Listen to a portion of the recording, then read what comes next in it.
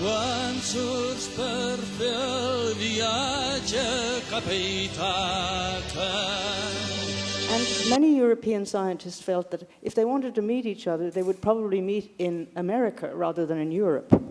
So, but the Council of Europe at the same time was encouraging international cooperation.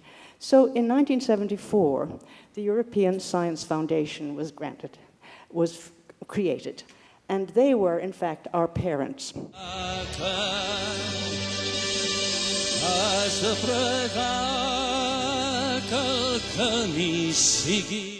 They decide to have some hubs in other places. And they put the first one in Oslo. Oslo is Breslau. Breslau is the place it was in the time that 19th until Second World War II. It was a German city. And is the place where they gave the University of Breslau gift to Brahms the honorary doctorate, and he paid them with overture per una academica festa. So the Gaudiamus Igitur, we go to Brahms and do ple d'aventures, ple de coneixences. The UNU generally has a focus on issues related to development. Here at UNU-GCM, we specifically work on areas to do with culture and mobility. And of course, migration forms a central aspect of the work that we do. And located as we are here in Barcelona, we are particularly interested in the Mediterranean as an area of cultural encounters, of differences, of crossings, of borders. And we work as well within the United Nations University as the coordinating point of the United Nations University's migration network. And we are also, very recently, we joined the Global Migration Group, which is a group of 18 agencies of the United Nations working on migration globally.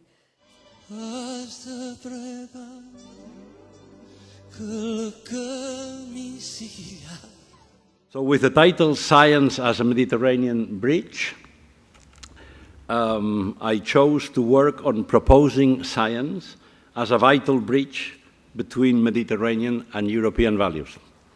The Vice President of the Academia has shown us the mission and vision, and there it is clear that the Academia Europea defends European values.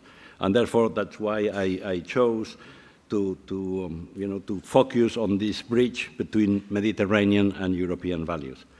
And I will try to convince you of that in about 20 to 25 minutes. There is no clear proof that Mediterranean is a bridge of cultures.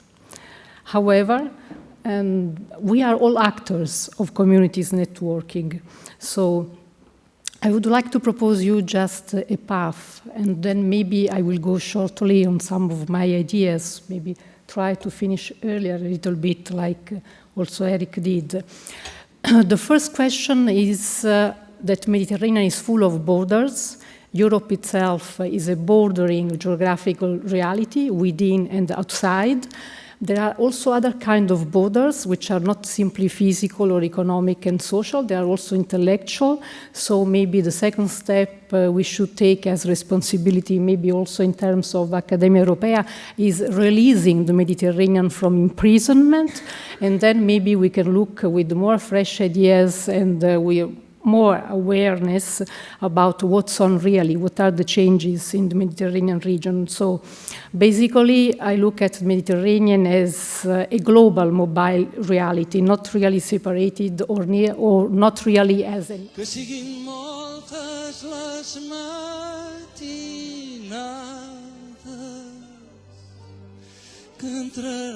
I got to know the Mediterranean also as a Mare Nostrum.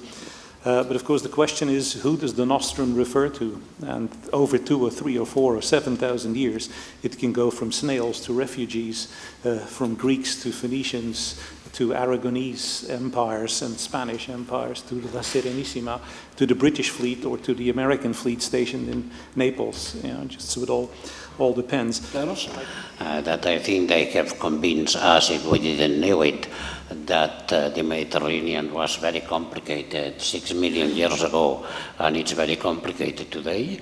That it can be, its understanding can be illuminated by the collaboration and the cooperation of the physical science, of the social sciences, of the humanities. When you were talking about your humanities background, I thought that for some youngsters here, the Mare Nostrum is the name of a supercomputer.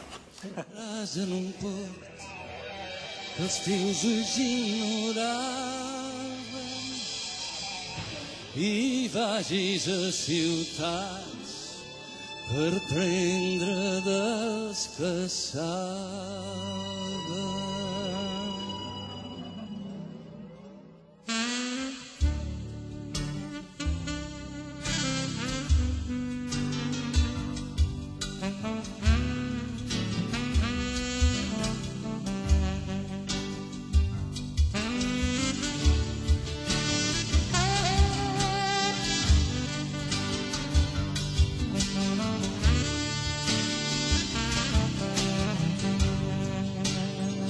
Tinga sempre el cor